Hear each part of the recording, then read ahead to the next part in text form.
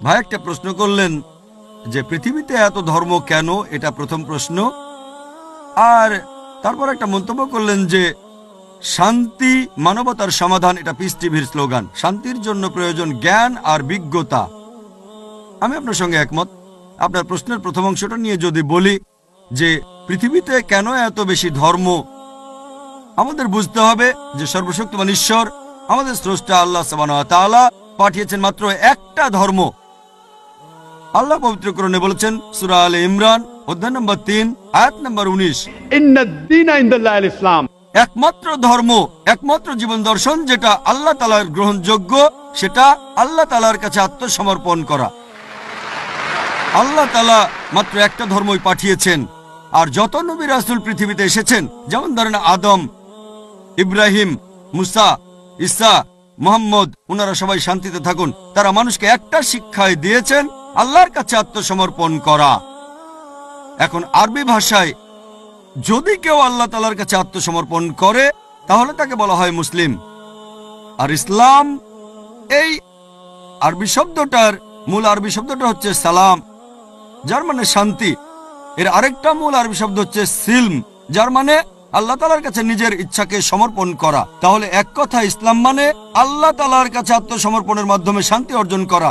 তাহলে আমাদের স্রষ্টা আল্লাহ তাআলা পাঠিয়েছেন মাত্র একটাই ধর্ম। তবে সময় বদলানোর সাথে সাথে ধর্মগ্রন্থগুলোও বদলে গেছে, বিকৃত হয়ে গেছে, নতুন জিনিস ঢুকেছে।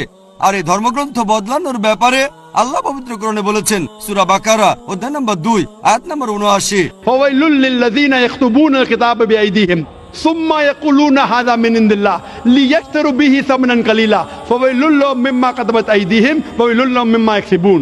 দুর্ভোগ তাদের যারা নিজ হাতে কিতাব রচনা করে আর বলে এটা আল্লাহর নিকট হতে। তারা এটা বলে তুচ্ছ মূল্য প্রাপ্তির জন্য। তাদের রচনার জন্য শাস্তি তাদের, যা উপার্জন করে সেজন্য শাস্তি তাদের। আল্লাহ তাআলা পাঠিয়েছেন অনেক আসমানি কিতাব, অনেক ইনস্ট্রাকশন ম্যানুয়াল। সময় বদলানোর সাথে সাথে এই ইনস্ট্রাকশন ম্যানুয়াল আল্লাহর এই আসমানি কিতাব বদলে গেছে। যখন কোনো কিতাব বিকৃত হয়ে গেছে, আল্লাহ নতুন রাসূল পাঠিয়েছেন আর নতুন কিতাব। এইভাবে অনেক দিন চলেছে। তারপর আল্লাহ পাঠালেন সর্বশেষ ও চূড়ান্ত নবী মুহাম্মদ সাল্লাল্লাহু আলাইহি সাল্লামকে, আর সর্বশেষ ও চূড়ান্ত আসমানি কিতাব কোরআন নাজিল করলেন।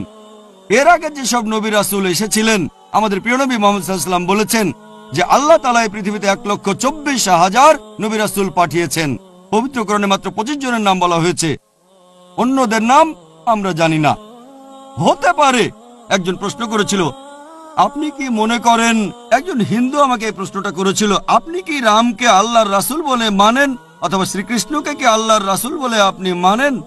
আমি বলবো, যেহেতু নামটা কোরআন হাদিসে উল্লেখ করা নেই, আমি জানি না। হতে পারে রাসূল অথবা নাও হতে পারে, নিশ্চিত করে বলতে পারছি না।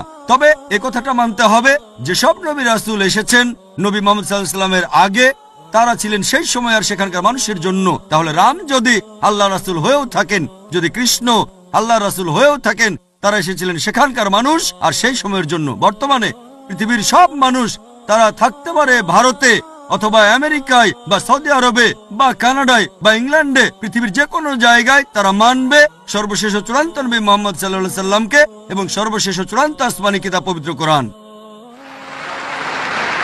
আল্লাহ আমাদের কথা দিয়েছেন সূরা হিজর অধ্যায় নম্বর 15 আয়াত নম্বর 9 যে আমি কোরআন অবতীর্ণ করেছি, সেটা আমি সংরক্ষণ করব। তাহলে আল্লাহ তাআলা পাঠিয়েছেন মাত্র একটা ধর্ম, সেটা হচ্ছে আল্লাহ তাআলার কাছে আত্মসমর্পণ করা। ইসলাম মানে আল্লাহর কাছে আত্মসমর্পণ করার মাধ্যমে শান্তি অর্জন করা। আর আপনি বললেন জ্ঞান এবং বিজ্ঞতা দিয়ে শান্তি অর্জন করা যায়। হ্যাঁ, কার কাছ থেকে জ্ঞান? সবচেয়ে সেরা কে? আল্লাহ তাআলা আমাদের স্রষ্টা। কে সবচেয়ে জ্ঞানী? আল হাকিম, তিনি আল্লাহ সুবহানাহু ওয়া তাআলা মহান স্রষ্টা। তাহলে শান্তি অর্জনের সেরা উপায় হচ্ছে সেই জ্ঞান এবং নির্দেশনা মেনে চলা, যেটা আমাদের স্রষ্টা আল্লাহ সুবহানাহু ওয়া তাআলা পাঠিয়েছেন। আশা করি উত্তরটা পেয়েছেন। ধন্যবাদ।